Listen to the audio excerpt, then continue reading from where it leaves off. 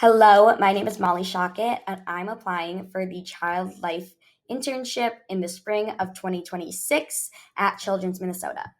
The first question is, how would you briefly describe child life to someone who hasn't heard of it before?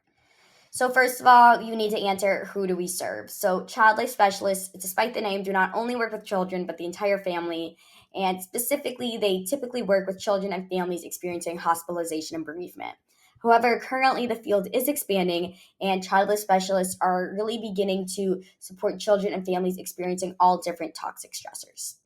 So the second part of this question is that what do we do? And my favorite way to describe the responsibilities of a child life specialist is through this acronym that I made, which is SEAL, where each letter stands for a different responsibility of child life specialists.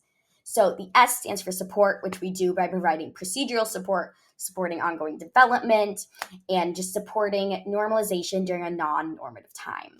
The E stands for educate, which we do by providing developmentally appropriate education about procedures and bereavement and the hospital in general to both patients and their families. The A stands for advocate, which we do by ensuring children and families are receiving family-centered and culturally relevant care. And finally, the L stands for listen and learn, which is how we as child life specialists continue to improve our practice. The next question is, what's one thing that makes you stand out from other candidates? So, a lot of people view being unaffiliated as a barrier to finding an internship or to certification. But personally, I found that being unaffiliated has led me to quite a few unique opportunities that I don't believe I would have found otherwise. So, for example, and most notably, I've had the privilege and opportunity to volunteer and intern at Crescent Cove, which is one of three youth respite and hospice homes in the US. In my internship specifically, I worked to create and develop resources for the siblings of children on end of life care. All of these resources I developed were in line with the stages of development outlined by Piaget. First, I created memory making activities that were paired with books. And all these memory making activities were created to be done during the period of anticipatory loss, which, when I was researching what I wanted to do for my internship project, I noticed there was a gap in resources for.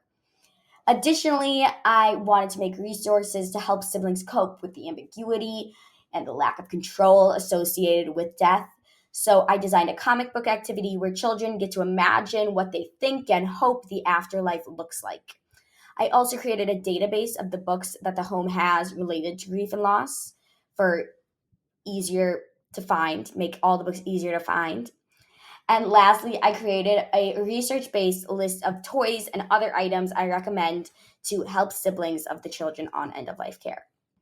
For the third question, I have chosen to talk about the value of listen, really listen. So, to me, a really important part of listening, really listening, is making sure you are acknowledging not only what a child is saying, but also the nonverbal cues and communication they are giving, such as body language. So, in my role as a undergraduate research assistant at the Child Friendly Visit Study, I have really seen how children in this non-normative new environment show how they feel through their body language, especially in a time like this where they just don't often have the words to express themselves. And by really cueing into the kids' I am able to better help facilitate the activities and the visit between them and their caregivers. The final question is, if you were a childlike distraction item, what would it be and why? So I would definitely be Bubbles. I love Bubbles. But I think I would be Bubbles for two main reasons. And the first reason is I feel like Bubbles best represent who I am because, like Bubbles, I'm able to meet people where they're at, even as the bubbles float and even as where people are at changes.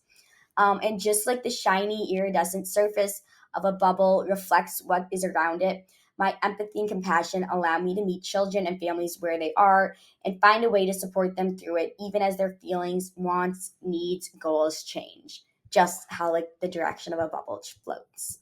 Second, like Bubbles, I work to bring joy, even if just for a moment, to those who are around me. Although bubbles are only there for a second, they can bring joy, distraction, relief, and even laughter during times of pain and sadness. While I may not be able to relieve long term pain or anxiety by myself, I know I can bring moments of joy to kids and families I work with.